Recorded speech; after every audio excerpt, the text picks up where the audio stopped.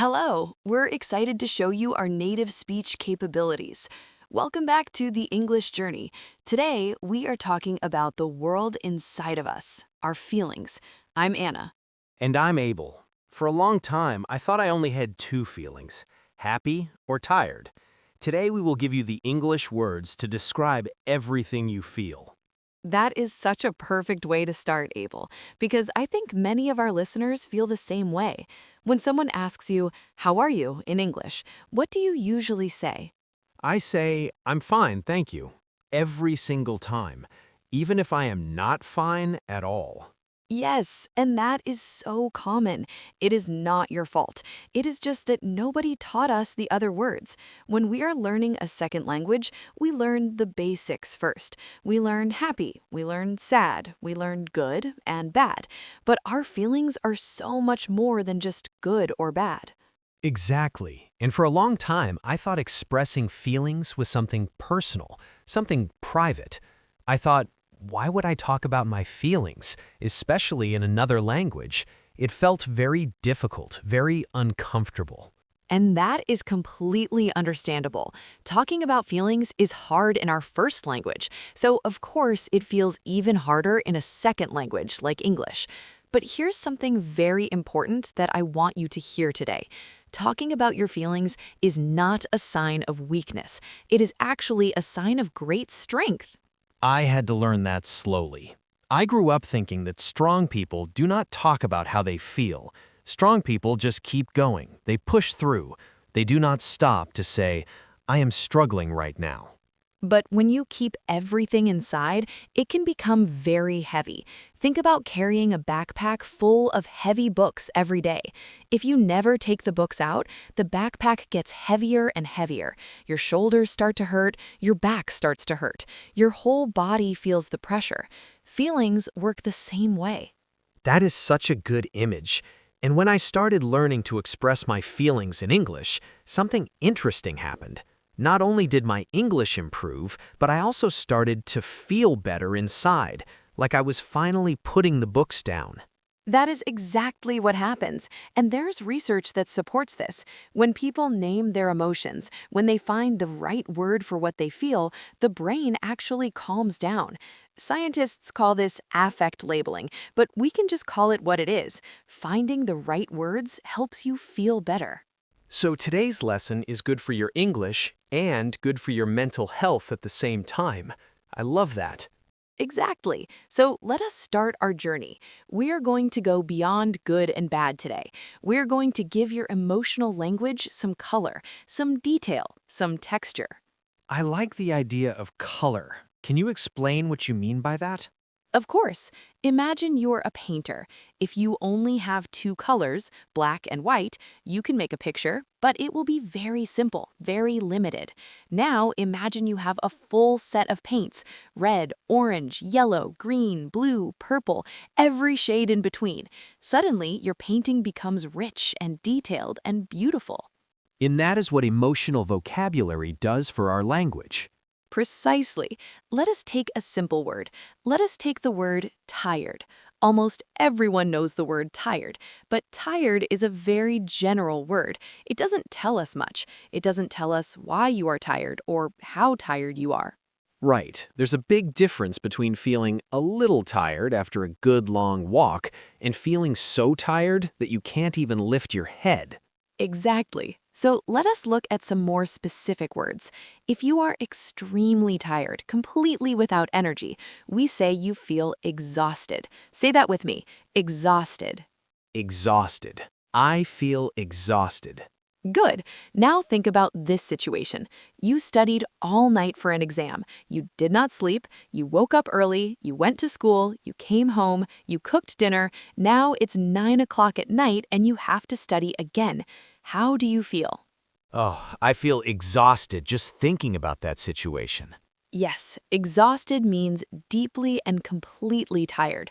Your mind is tired. Your body is tired. You have nothing left to give. That's exhausted. I've definitely felt exhausted before, especially during exam season or when a big project is due and I've been working on it for days in a row. Now let's think about another type of tired. Have you ever felt tired but not in your body? Tired in your heart? Tired of a situation? Oh, yes, that's a different kind of tired completely. That feeling is called drained, or sometimes we say emotionally drained. It means your emotional energy is empty. It happens when you've had a lot of difficult conversations or you've been dealing with a stressful situation for a long time. You feel like your battery is completely empty. I felt drained after a very difficult week at work once. Everything went wrong. There were problems with my projects, my boss was not happy, my colleagues were stressed. By Friday, I didn't want to talk to anyone. I just wanted to sit quietly and breathe. That is the perfect description of feeling drained. And notice what Abel did just now. He described the situation and then described the feeling. That's exactly what we want you to practice. Let us now talk about something very interesting. Let us talk about how feelings live in our bodies. Oh, this is one of my favorite topics because I used to think feelings were only in my head, like they were just thoughts. But actually, feelings are very physical. They live in your body. They absolutely do, and English has some wonderful expressions for this. When you feel nervous or excited before something important, like an exam or a first date or a job interview, you might feel something moving around in your stomach, a strange fluttering sensation. In English, we say you have butterflies in your stomach. Butterflies in my stomach. I love that expression. It sounds so beautiful, like there are little butterflies flying around inside you. And it's not a painful feeling, it's more of an uncomfortable but sometimes exciting feeling, a mix of nervousness and anticipation. Anticipation means you're waiting for something and you know it's coming soon. I felt butterflies in my stomach the first time I spoke English in front of a group of people. My heart was beating fast, my hands were a little cold, and my stomach felt like it was doing little flips. That is such a vivid description, and what you're doing is called describing the physical sensation of your emotion. This is very powerful in English. Instead of just saying, I was nervous, you say, my heart was beating fast and I had butterflies in my stomach. Now the listener can almost feel what you felt. And it makes the conversation so much more real and human. Exactly. Let us look at some more physical descriptions of feelings. When you feel very sad or very worried, you might feel a heaviness in your chest, like something heavy is sitting on top of your heart. We say, I have a heavy chest, or my chest feels tight. I know that feeling. It's like you want to take a deep breath, but the breath doesn't go all the way in. Yes, and when you feel surprised or shocked by something, you might say, my jaw dropped, meaning your mouth opened wide in surprise, or my heart skipped a beat. That one is used for surprise, but also for seeing someone you love, a moment that takes your breath away. My heart skipped a beat. That sounds so romantic. It does, and it's also very useful in everyday English. When I saw my exam result, my heart skipped a beat. That could be a good heart skip or a scared heart skip, depending on the result. Very true. Now let's talk about something that many of our listeners probably feel very often. Let's talk about frustration. Yes, frustration is such an important feeling to be able to express because it comes up every day, at school, at work, at home, in traffic, everywhere. And the problem is when people feel frustrated and they don't have the right words, they sometimes either say nothing or they say something too strong, something rude or angry, and that can cause problems. That is so true. So let's build some language for frustration. First, let's be clear about what frustration is. Frustration is the feeling you get when something is not going the way you want, when things are difficult, when you try and it's not working, when you feel blocked or stuck. For example, imagine you're studying a grammar rule. You read it once, you read it again, you try to do the exercises, and you keep getting the wrong answer. You don't understand why. How do you feel? Frustrated, completely frustrated. And instead of throwing the book across the room, we want to be able to say calmly, I feel frustrated because I don't understand this rule. Beautiful. That's the formula. I feel frustrated because, And that sentence is honest, it's calm, it's not rude, it communicates exactly what is happening for you. Let me practice that. I feel frustrated because my teacher explained this very quickly and I didn't have time to write down everything. Perfect. Now the teacher understands. Now a conversation is possible. Now a solution is possible. But if you say nothing, the frustration just stays inside and grows bigger. And eventually, it might come out in a way you didn't plan. Exactly. There's another great word connected to frustration. The word is irritated. If you feel irritated, it means something is bothering you. It's a smaller, lighter version of frustrated or angry, like a small itch that you can't scratch. Irritated, like when someone taps their pen on the desk in a quiet room, over and over. Tap, tap, tap. You are not angry, you do not want to fight, but you feel that small annoyance, that irritation.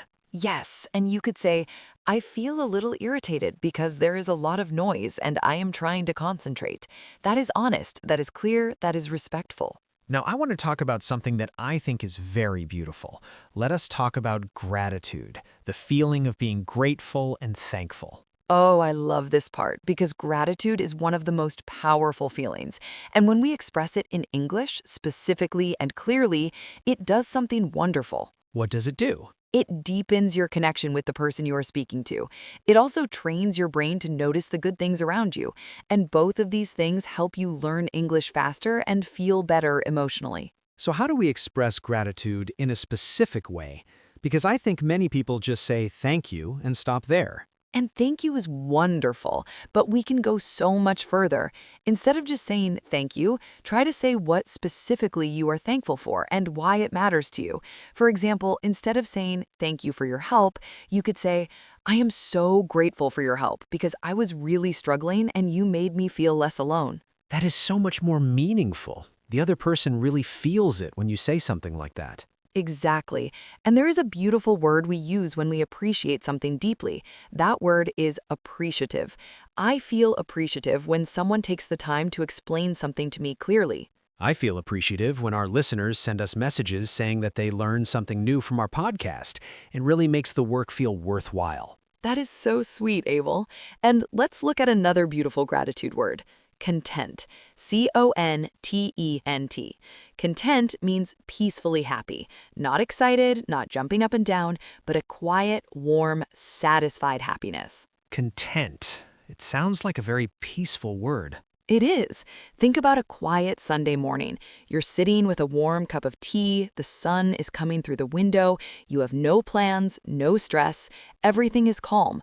How do you feel? Content. Perfectly content. Yes, I feel content when I have time to rest and there is nowhere I need to be. It's that gentle, steady happiness, like everything is exactly as it should be. I think content is one of my new favorite words. I want to feel content more often. And the more we notice and name those moments of contentment, the more we experience them. It's like your brain learns to look for them. That is a beautiful idea. Now, let me bring up something that I know is very real for many of our listeners. Let us talk about stress, and specifically, the feeling of being overwhelmed. Yes, this is so important, especially for students. Let's be honest about this. School can be very stressful, especially when you have many exams coming up, or a big project that is due very soon, or many subjects to study at the same time. And then you also have your family, your social life, your hobbies, and suddenly everything feels like too much. That is exactly what overwhelmed means. Too much of everything at once. Like you're standing in the sea and the waves keep coming one after another, and you can't keep your head above the water. That is a perfect description. Overwhelmed, it means you feel like the situation is bigger than you, like there are too many things to manage at one time. Your brain feels full, your to-do list feels endless, and you don't know where to start. I felt overwhelmed last year when I had 3 major deadlines in the same week. I remember sitting at my desk and just staring at my notebook. I couldn't even begin because starting felt impossible. And that paralysis, that inability to start, is actually a very common symptom of feeling overwhelmed. The brain gets so full of tasks and worries that it freezes. So what do we do? What do we say when we feel this way? First, we name it. We say it out loud or we write it down. I feel overwhelmed right now. There are too many things to do and I don't know where to start. Just naming it can take away some of its power. And then maybe you can talk to someone, a friend, a teacher, a family member, and you can use the language we are giving you today to explain exactly how you feel. Yes, you could say, I feel overwhelmed because I have exams in 3 subjects next week, and I haven't had enough time to prepare. I feel anxious about the results. Anxious. Let's talk about that word too, because anxious and stressed are sometimes confused. Great point. Anxious is a word that means you are worried about something that might happen in the future. You're not sure what will happen, and that uncertainty makes you nervous, makes your mind race, makes it hard to sleep. Like before a big exam, you don't know exactly what questions will be on the paper. You don't know if you have studied enough, and that unknown, that uncertainty makes you feel anxious. Exactly. I feel anxious about my exam because I am not sure if I have studied the right things. That's a clear, honest sentence, and it helps the person listening to you understand exactly what support you need. And sometimes just saying it makes you feel a little better because it's no longer just floating around in your head like a cloud of worry. You've put it into words, you've made it real and specific. And when something is real and specific, you can do something about it. A floating cloud of worry is very hard to manage, but a specific sentence is much easier to work with. Now, I want to make sure our listeners have a very clear tool to take away from today. Let us talk about the I feel formula. This is a simple grammar structure that can change the way you communicate in English. I love this. Let's lay it out clearly. The structure is I feel plus an emotion word plus the word because plus the reason. So it looks like this. I feel blank because blank. Simple and powerful. Let me give some examples so our listeners can hear it in action. I feel grateful because my teacher spent extra time helping me understand the lesson. Beautiful. Another one. I feel anxious because my presentation is tomorrow and I am not completely ready. I feel content because I finished all my work today and now I can relax. I feel frustrated because I have tried to understand this topic many times, but I still feel confused. I feel overwhelmed because I have so many responsibilities right now and I do not have enough time. I feel exhausted because I have been working very hard for many weeks without a break. I feel excited because something good is happening tomorrow and I have been looking forward to it. These sentences are simple, they are clear, they are respectful, and they communicate so much more than just saying, I am fine or I am not fine. And notice something important. Every sentence starts with I. Not you make me feel, not this is your fault, just I feel. This is important because it keeps the communication gentle and honest. It is about your experience, not about blaming someone else. That is a very wise observation, Abel. In communication, especially emotional communication, starting with I keeps things calm. It helps the other person listen without feeling attacked. It opens a conversation instead of closing one. And that is true in any language. But when you are speaking English, having this simple formula gives you a starting point, especially when you're nervous or upset and your English words feel harder to find. Exactly. Think of the I feel formula as a bridge between what's inside you and the world outside, between what you experience and what others can understand. I want to go back to something we said earlier about the emotion wheel, because I think it helps to have a visual picture in your mind. Yes, let us think about the emotion wheel together. In the very center of the wheel, you have the most basic emotions, the ones almost everyone knows: happy, sad, angry, scared, surprised, disgusted. And those basic emotions are real and valid, but they're just the beginning. They're like the center of a flower, and then the petals of the flower spread out, and on those petals are more specific, more nuanced emotions. For example, from happy, we get words like grateful, content, excited, joyful, proud, and appreciative. From sad, we get lonely, disappointed, heartbroken, melancholy, and hopeless. From angry, we get frustrated, irritated, resentful, and furious. From scared, we get anxious, nervous, overwhelmed, and insecure. When you look at the full wheel, you realize that human beings are incredibly complex. We do not just feel one thing at a time. Sometimes we feel two or three things all at once, and that's completely normal. For example, have you ever felt excited and scared at the same time, like before a big performance or a competition? Absolutely. That combination of excitement and nervousness even has a name. Some people call it being nervicityed, but more formally, we can say, I feel excited but also a little scared because this matters a lot to me. That is such a real feeling, and being able to name it in English is a wonderful achievement. It means your emotional language is growing richer.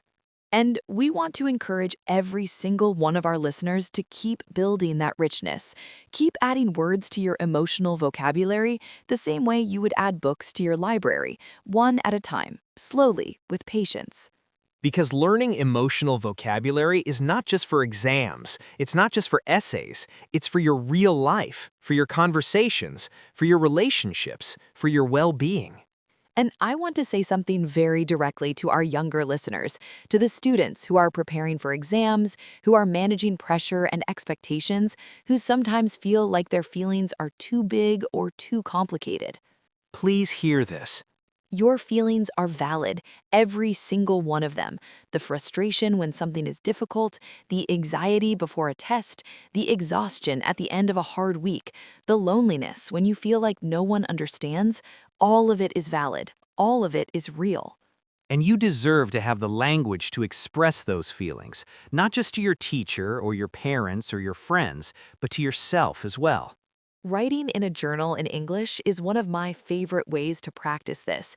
Just sit down at the end of the day with a notebook and write 3 sentences.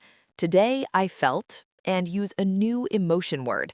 Then I felt this because, and give the reason. And then tomorrow I hope to feel, and write a word that represents how you want to feel. That is such a simple and beautiful practice. Just 3 sentences, but over weeks and months, you will see how much your emotional vocabulary grows and how much better you feel inside, too. Because you're honoring your experience. You're saying to yourself, my feelings matter enough to be put into words. I started doing something similar about a year ago, and it genuinely changed things for me. I used to feel like my emotions were a big, confusing mess, like a drawer full of tangled cables. But slowly, as I gave names to things, the drawer started to organize itself.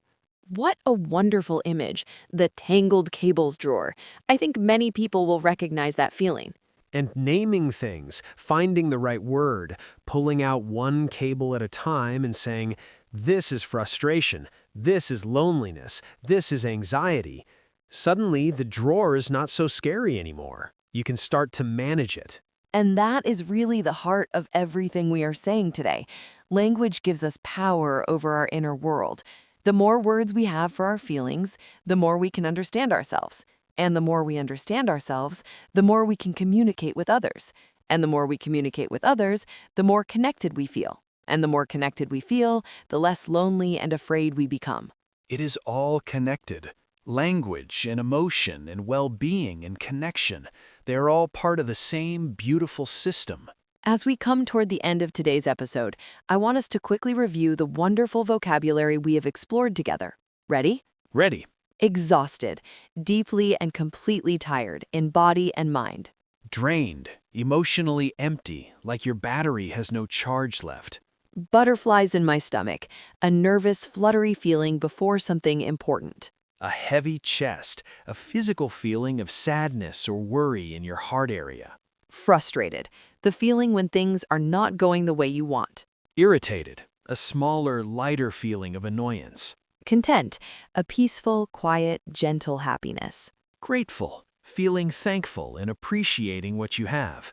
Overwhelmed, when everything feels like too much at the same time. Anxious, worried about something uncertain in the future. And the beautiful, powerful formula, I feel plus emotion plus because plus reason. These words are yours now. Use them, practice them, write them down, say them out loud, teach them to a friend. And remember, Every time you find a new word for a feeling, you are not just learning English, you are learning yourself. You are becoming a more self-aware, more empathetic, more expressive human being. And honestly, that is one of the most valuable things education can give us. Not just facts and formulas, but the ability to understand our inner world and share it with the people around us. To everyone listening today, whether you are studying in a classroom, commuting on a bus, doing chores at home, or lying in bed at night, feeling a whole mix of complicated feelings, we see you, we appreciate you, and we are so glad you are here on this English journey with us. You were doing something brave and important. You were learning to express yourself in a new language. That takes courage, that takes patience, and it takes a willingness to be honest about who you are and how you feel. So be gentle with yourself. Take it one word at a time, one sentence at a time, one day at a time, and know that every step forward, no matter how small, is something to be genuinely proud of. I feel proud of everyone listening to this episode today because you showed up. You gave your time and attention to something that will make your life richer and your English stronger. And we feel grateful. Grateful to have this platform. Grateful for every message, every comment, every kind word you send us. It genuinely means the world. If you want to practice today's vocabulary, try writing 3 sentences in the comments section. Start with, "Today I felt," and use one of the words from today's episode. We would love to read them and respond. And if you have a friend who is learning English or who is going through a difficult time and needs more words for their feelings, please share this episode with them, because sometimes the greatest gift we can give someone is a new word that finally names what they have been carrying inside. That is so beautifully said, Anna. Thank you, Abel. And thank you to each and every one of you for being here, for being open, for being willing to go beyond good and bad and explore the rich, colorful, beautiful world of human emotion in English. Until next time, keep speaking, keep feeling, and keep growing. Take good care of yourselves. We will see you on the next episode of The English Journey. Goodbye for now. Goodbye, everyone. And remember, you are never alone in your feelings. And now, you have the words to prove it.